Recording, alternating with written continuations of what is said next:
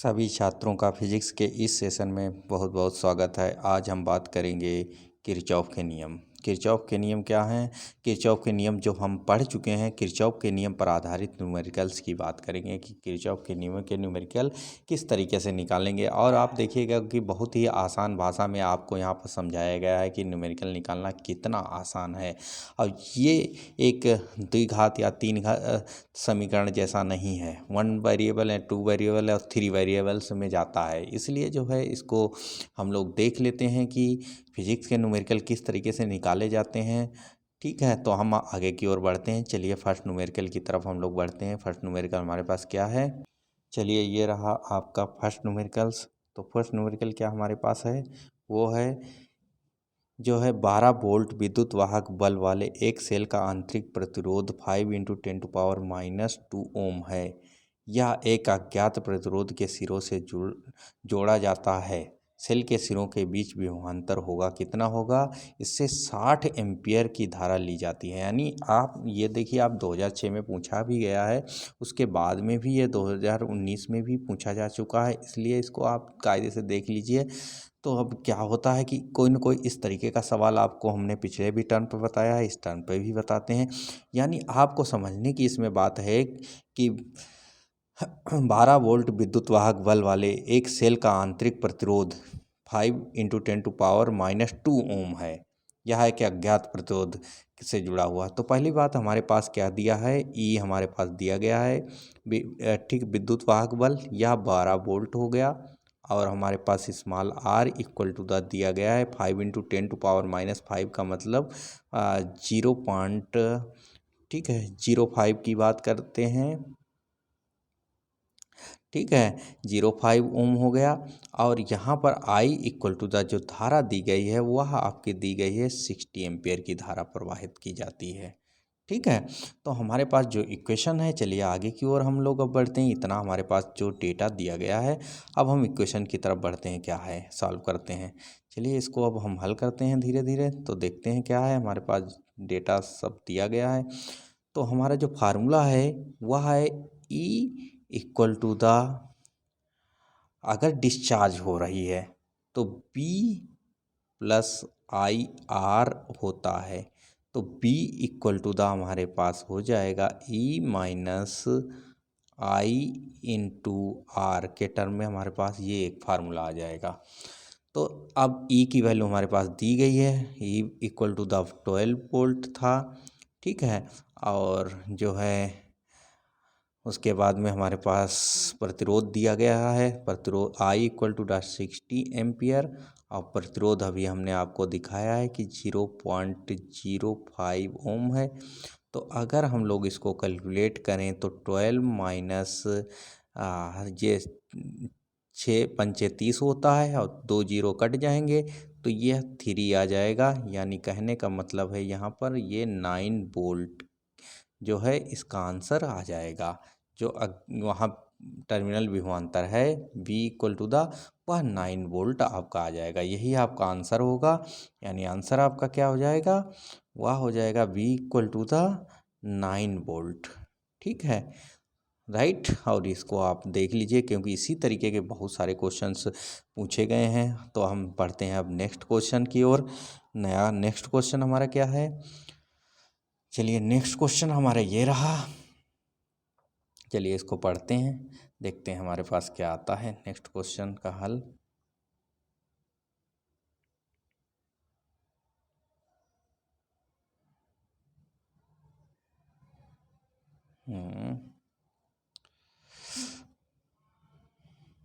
इसको भी हल कर लेंगे। किसी सेल से 0.5 एम्पीयर की धारा लेने पर उसका टर्मिनल विभवांतर 1.6 वोल्ट तथा 0.8 एम्पीयर लेने पर टर्मिनल विभवांतर 1.3 वोल्ट हो जाता है। सेल का विद्युत वाहक बल की गणना कीजिए।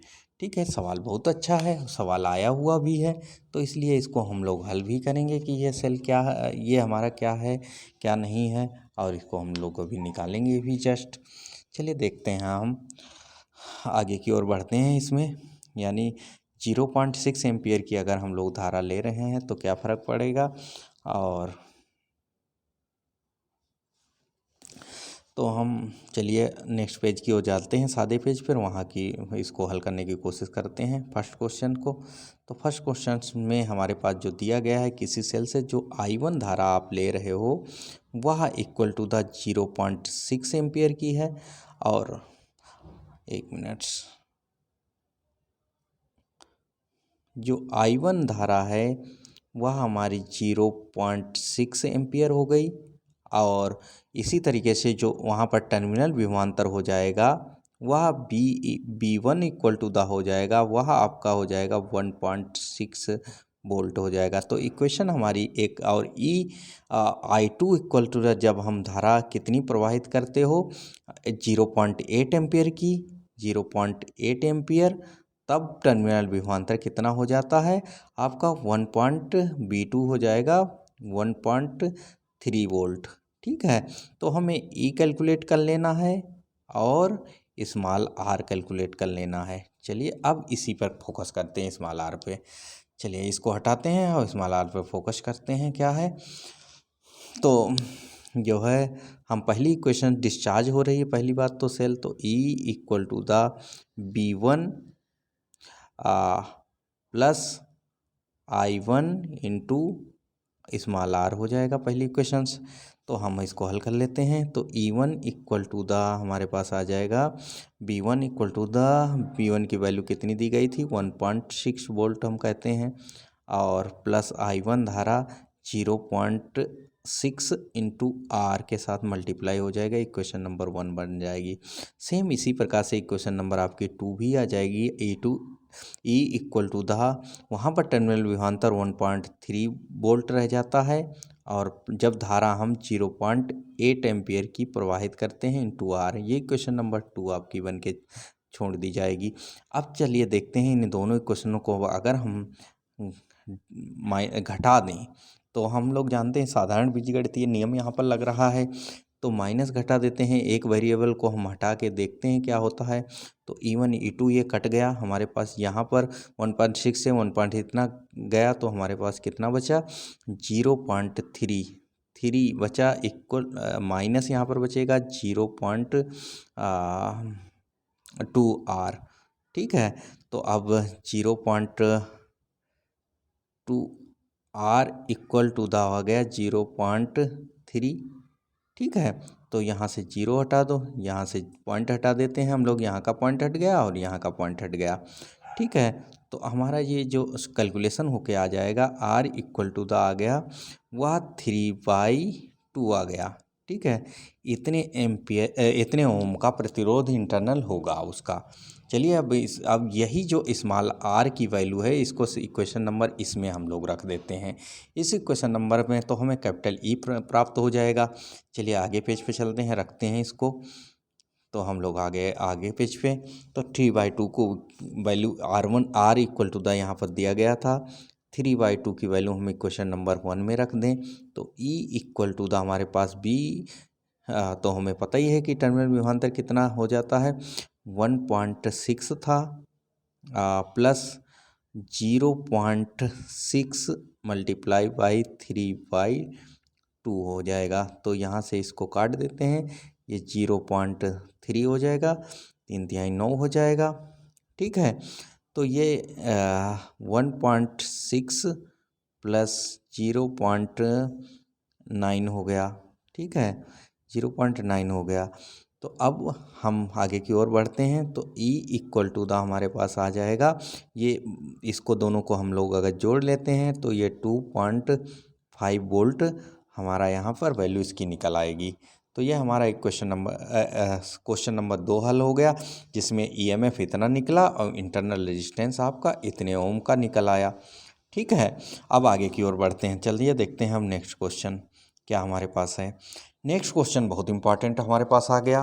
चलिए, ये एक किरचॉफ के नियम का बहुत बढ़िया सवाल है, लेकिन आप याद रखिएगा कि इसमें जो है जब भी आप इक्वेशन ड्रा करेंगे और हम लोग ये पहचानने की कोशिश करेंगे कि हमने कौन सा क्लोज मेश लिया है, तो सबसे पहले हमारे पास जो क्लोज मेश की बात करते हैं, संलग्न परिपथ। चलिए हम क्वेश्चन पढ़ लेते हैं थोड़ा।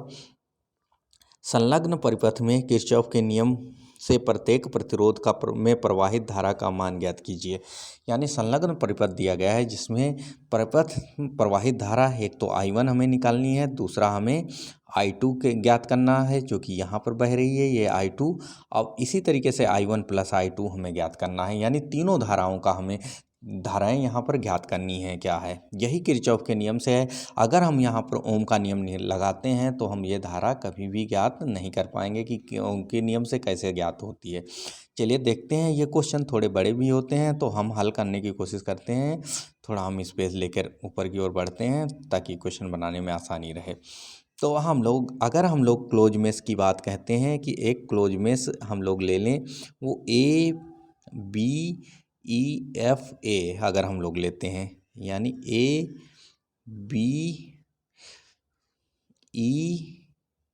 ABEFA अगर हम लोग ये एक क्लोज मेश लेते हैं तो हमारी इक्वेशन क्या हो गई, हम लोग इधर की ओर जा रहे हैं, धारा भी उसी डायरेक्शन में जा रही है, यानी 4 × I1 हो जाएगा। ठीक है, और फिर हम नीचे की ओर जा रहे हैं इस डायरेक्शन में, देखो I1 प्लस I2 धारा है, यानी कहने का मतलब प्लस साइन लग गया, सेम डायरेक्शन में है, तो I1 प्लस I2 हमारी यहाँ पर धारा लग गई, और मल्टीप्लाई किससे हो गया, प्रतिरोध 5 ओम का लगा हुआ है। अब बैटरी सेम डायरेक्शन में लगी हुई है, इक्वल टू द बैटरी हमारी 3 वोल्ट हो गया। अगर इस इक्वेशन को थोड़ा हम सिंप्लीफाई करें, ठीक है, इस इक्वेशन को थोड़ा सिंप्लीफाई करने की कोशिश करें तो 4I यहाँ पर आ गया और 5 से मल्टीप्लाई 5I यहाँ पर आ गया, यानी ये आपका 9I1 और प्लस 5I2 के बराबर यहाँ पर आपकी I2 आ जाएगा, इक्वल टू द, ये क्वेश्चन नंबर 3 आपकी आ जाएगी, जो कि क्वेश्चन 1 डाल के आप छोड़ सकते हो। ठीक है, अब आप जब भी आपसे मैं पूछूंगा तो ये ज़रूर हमें बता दीजिएगा कि ये इक्वेशन बनी हुई है। अब हम सीधे इसको हटाते हैं और दूसरी इक्वेशन दूसरी मेश में देखते हैं। दूसरी मेश हमारे पास ये रही। अगर हम लोग दूसरी मेश यहाँ से लेते हैं, इस डायरेक्शन में चलें तो ज़्यादा अच्छा है, हमें नेगेटिव का सामना नहीं करना पड़ेगा, यानी BCD और B, ये एक हमने मेश ले ली। तो अब हम पहले नंबर पे तो इस डायरेक्शन में चले, यानी पॉजिटिव है, उसी डायरेक्शन में धारा भी जा रही है, तो I1 प्लस I2 इसको जो है होल मल्टीप्लाई बाई 5 वोल्ट। अब इसी तरीके से हम लोग देखते हैं कि थोड़ा और आगे की ओर बढ़ते हैं, यहाँ से जा रहे हैं, सेम डायरेक्शन में बैटरी लगी हुई है, यहाँ पर हम पहुँचे I2 धारा है, यानी प्लस I2 धारा multiply by twice ohm equal to the 1 volt. यानी अगर इसको हम लोग पक्षांतर करके हम बैलेंस करते हैं तो 5I हो जाएगा और 5 2 7I2 हो जाएगा, यानी 5I1 हो गया आपके पास और प्लस 7I2 आपके पास हो गया, इक्वल टू द, ये equation number 1 equal to the 1 हो गया, इक्वेशन आपकी 2 आ गई। अब इसमें से हम लोग अगर I1 की वैल्यू निकाल लें और वो इक्वेशन नंबर 1 में सब्स्टिट्यूट कर दें तो हमारा सॉल्यूशन निकल आएगा। चलिए आगे की ओर नेक्स्ट पेज की ओर चलते हैं, सादे पेज की ओर, जहाँ पर कैलकुलेशन थोड़ा आसान होगा। चलिए ये रहा हमारा नेक्स्ट पेज।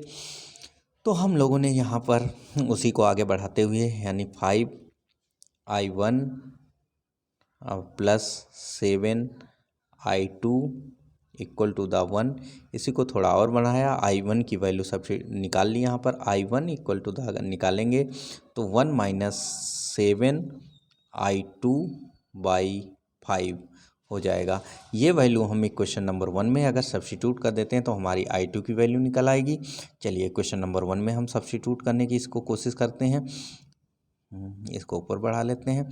तो जैसे सब्स्टिट्यूट करेंगे तो हमारा वहाँ पर हम जब पहुँचेंगे तो 9I1 था, तो 9 मल्टीप्लाई हो जाएगा 1 माइनस 7I2 बाई 5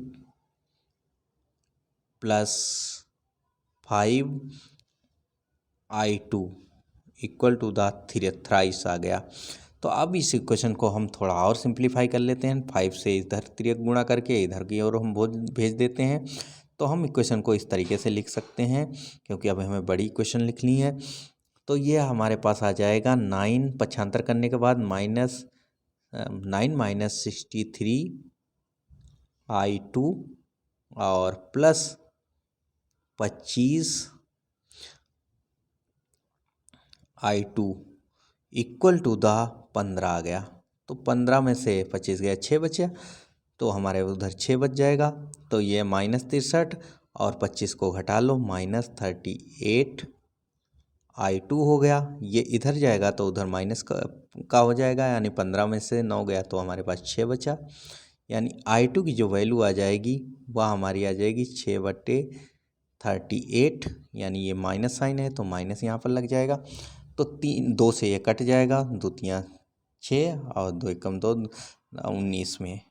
ठीक है, तो हमारे जो I2 की वैल्यू आ जाएगी वह हमारी आ जाएगी -3/19 एम्पियर की आ गई। ठीक है, ये हमारी I2 की वैल्यू आ गई। इसको आप क्लोज कर सकते हो। इसी I2 की वैल्यू हम अगर इक्वेशन नंबर 1 में रख देते हैं, अब इसी I2 की वैल्यू हम इक्वेशन नंबर 1 में अगर रखते हैं तो क्या आता है, चलिए देखते हैं। रख के हम इक्वेशन नंबर 1 में, जैसे हम लोगों ने इक्वेशन नंबर 1 में रखा तो 9 था इंटू I1 और -3/19 आ जाएगा, multiply by 5 equal to the आपका थ्राइस आ जाएगा। यानी यहाँ से अगर I1 की वैल्यू हम देखें तो ये निकल आएगी 8/19 एम्पियर की। ठीक है, अब तीसरे सर्किट में जो धारा बह रही है वह I1 प्लस I2 बह रही है। तो I1 प्लस I2 हम लोग देखें कितनी निकलेगी। तो हमारा ये दूसरा इक्वेशन निकल के आएगा कि I1 वहाँ पर कितनी बह रही है। तो I1 I2 देख लेते हैं हम लोग कितनी बह रही होगी वहाँ पर। चलिए वो भी हल कर लेते हैं। तो पहले I1 कितनी निकली थी, ये 8/19 हो गया, और दूसरा चूँकि प्लस और माइनस हो जाएगा 3/19। तो अब इसको अगर हम लोग कैलकुलेट करें तो हमारी जो इक्वेशन आ जाएगी वह 5/19 एम्पियर की धारा बह रही होगी। यानी हमने तीनों में से धारा निकाल ली, किसमें कितनी बह रही है। ठीक है, यहाँ तक हमारा क्वेश्चन सॉल्व हो गया। अब हम हल करने की कोशिश करते हैं आगे की ओर। तो इतने एम्पियर की धारा यहाँ पर हमें प्राप्त हो गई। अब हम भागते हैं नेक्स्ट क्वेश्चन की ओर। नेक्स्ट क्वेश्चन देखते हैं हमारा क्या है। नेक्स्ट क्वेश्चन भी काफ़ी इंपॉर्टेंट है, क्योंकि किरचॉफ के नियम में आपको और हमको बहुत समय लगता है, क्योंकि इसमें 2-2 3-3 इक्वेशनें बनती हैं, जितने वेरिएबल उतनी इक्वेशंस, तो हल करने में एक दिक्कत ही होती है। अगर मैं कोई क्वेश्चन आपके लिए छोड़ता हूँ तो उसके इक्वेशंस को ज़रूर हल करिए। चलिए हम बढ़ते हैं नेक्स्ट क्वेश्चन की ओर। तो ये हमारा नेक्स्ट क्वेश्चन है, तो 2014 में पूछा गया है, और ये मत मानिए कि ये 2014 में ही पूछा गया है, कई वर्षों में ये पूछे जा सकते हैं, पूछे गए हैं, लेकिन कभी किसी रूप में कभी किसी रूप में पूछे गए हैं। तो अब ये सवाल क्या कहता है, आपका दिए गए परिपथ में I1 I2 और I3 के मान की गणना कीजिए। यहाँ पर क्या करना है, हमें I1 I2 I3 के मान की गणना करनी है। चलिए हम अब सर्किट को देख लेते हैं और हम लोग उसी अनुसार से इसके भी इक्वेशन ड्रा कर लेते हैं। अगर हम इसमें देखिए, एक क्लोज में से आपका ये बन जाएगा, ठीक है, और दूसरा क्लोज में से आपका ये बन जाएगा, तीसरा क्लोज में से आपका ये बन जाएगा। 3 क्लोज में से इसमें बन रहे हैं। ठीक है, तो अब 3 वेरिएबल 3 क्लोज में से बन रहे हैं, ऑब्वियसली हम लोग हल कर सकते हैं। तो हमारे पास 3 इक्वेशंस लिख सकते हैं, वो हम पहले लेने जा रहे हैं फर्स्ट केसेस में। फर्स्ट में इसको हम लेने जा रहे हैं, वो ये है आपकी, यानी AFCBA में, यानी इस डायरेक्शन में हम लोग इसको लेने जा रहे हैं। तो चलिए स्टार्ट करते हैं हम लोग। तो यह -2, चूँकि धारा इस डायरेक्शन में बह रही है, हम लोग इस डायरेक्शन में जा रहे हैं, तो यहाँ पर -2I2 आ जाएगा, और प्लस ये जुड़ जाएगी, प्लस 3I3 हो जाएगा, इक्वल टू द, यहाँ पर कितने वोल्ट की बैटरी लगी है, 1 वोल्ट की। इक्वेशन आपकी 1 आ जाएगी। अब चलिए हम दूसरी क्लोज मेश की बात करते हैं। ये तो हमारे पास लिख गया कि हमारे पास कितना क्या आएगा। चलिए हम दूसरी इक्वेशन बना लेते हैं। तो अब दूसरी इक्वेशन के लिए हम लोग ले लेते हैं, अगर हम FE डी सी एफ लेते हैं। ठीक है, कौन सा क्लोज में हमने लिया, ये क्लोज में हमने लिया। ठीक है, अब देखो जिस डायरेक्शन में जा रहे हैं बैटरी उसी डायरेक्शन में लेके तो बैटरी धनात्मक होगी, यानी ये इसमें 4 मल्टीप्लाई बाई I1 और यहाँ पर लगा हुआ है उसी डायरेक्शन में हम लोग जा रहे हैं, तो ट्वाइस ओम का रेजिस्टेंस लगा हुआ है, ट्वाइस आई की धारा है, I2 धारा है और उस सेम बैटरी लगी हुई है सेम डायरेक्शन में, यानी 2 वोल्ट। इक्वेशन नंबर आपके पास दूसरी आ गई। ठीक है, अब देखिए हम लोग आगे की ओर बढ़ते हैं। अब तीसरा लूप देखते हैं। तो तीसरे लूप की हम बात करते हैं। तो तीसरा लूप क्या है, ये बीच वाला भूल जाओ, ये मानो कि ये है ही नहीं। यहाँ से धारा इस डायरेक्शन में अगर बह रही है तो हम लोग देखते हैं क्या होता है। ठीक है, तो हमें लेना है क्या, ए ई डी बी ए, ये एक मैंने क्लोज लूप ले लिया। ठीक है, तो ये क्लोज लूप लेने का एक तो साशय ये है कि हमें यहाँ पर एक तीसरी इक्वेशन हमारे पास बन जाएगी कि I1 I2 I3 तीन हमारे पास वेरिएबल हैं, तो 3 इक्वेशन हमें चाहिए। तो हम इस डायरेक्शन में जा रहे हैं पॉजिटिव और उसी डायरेक्शन में हमारी बैटरी लगी हुई है। तो फर्स्ट इक्वेशन 4I1 इसके साथ मल्टीप्लाई हो गया I1, फिर हम यहाँ पर देख रहे हैं यहाँ पर 3I3 है और उसी डायरेक्शन में हमारा 3 ओम का रेजिस्टेंस लगा है, प्लस थ्राइस इंटू I3 हो गया, और बैटरी सेम डायरेक्शन में 2 वोल्ट और 1 वोल्ट दोनों जुड़ जाएंगी, 2 1 3 वोल्ट हो जाएगा। इक्वेशन नंबर 3 आ जाएगी। तो हम लोग आगे पेज पे बनते हैं, तीनों इक्वेशनों को लिख लेते हैं एक साथ, फिर देखते हैं क्या होता है। चलिए आगे की पेज नेक्स्ट पेज की ओर भागते हैं। तो यहाँ पर हम लोग अब थोड़ा ड्रा करते हैं इसको। तो पहली क्वेश्चन से हमारे पास जो आई है वो -2I2 plus thrice I3 equal to the 1I, और दूसरी क्वेश्चन से हमारे पास आई है वह आई है 4I1 plus twice I2 equal to the 2, और तीसरी क्वेश्चन से हमारे पास जो आई है वह हमारी इक्वेशन आ गई है 4I1 plus thrice I3 equal to the 3 2 5 1 ohm और 1 और 2 1 2 कितना हो जाएगा, यानी 3 वोल्ट की इक्वेशन आई है। तो हमारे पास ये इक्वेशन 1 हो गई, ये इक्वेशन 2 हो गई, ये इक्वेशन आपकी थ्राइस हो गई। अब हम लोग इसमें किसी भी इक्वेशन से अगर हम लोग यहाँ पर देख लें कि I1 की वैल्यू यहाँ से कैलकुलेट करके किसी भी इक्वेशंस में रख दें, तो हमारे पास 3 वेरिएबल हो गए और 3 इक्वेशनें हो गई, हम आराम से निकाल सकते हैं। तो थोड़ा आप लोगों को काम करना है यहाँ पर कि आप अगर इसको निकाल के देखें तो हम थोड़ी हिंट आपको देख सकते हैं। क्वेश्चन नंबर 3 की के साथ में हम बताने की कोशिश करते हैं। तो यहाँ पर अगर हम I1 की वैल्यू निकालें तो यहाँ पर 3 - 3I3/4 आपके पास हो जाएगी। ये वैल्यू अगर इक्वेशन नंबर हम I1 इसमें है इसमें रख दें तो ये I3 और I2 में इक्वेशन हो जाएगी, ये I3 और I2 में इक्वेशन हो जाएगी, इनसे हमारी वैल्यू हल हो जाएगी। तो हमारे पास जब हम सारी इसकी वैल्यू अगर उसमें रखने की कोशिश करते हैं तो देखते हैं हमारे पास क्या आता है।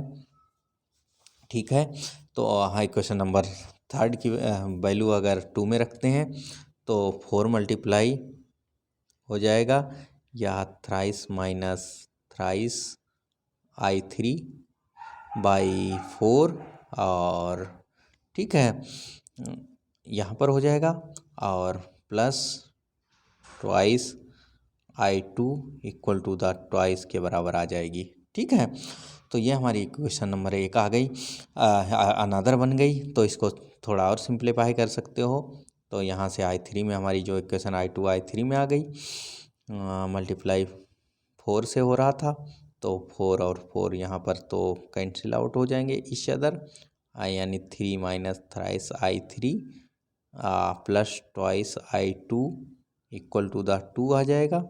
यानी ये कह सकते हो अगर हम लोग सारे इक्वेशंस की वैल्यू I1 I2 I3 की आपको निकाल के दें तो हमारे पास जो वैल्यू निकल के आ जाती है वह आती है I1 इक्वल टू द आएगी वह 6/13 एम्पियर, और I2 की वैल्यू जो आती है वह आ जाती है 1/13 एम्पियर, और I3 की जो वैल्यू आती है वह आ जाती है 5/13 एम्पियर। ठीक है, तो 5/13 एम्पियर की वैल्यू यहाँ पर आ जाती है। ठीक है,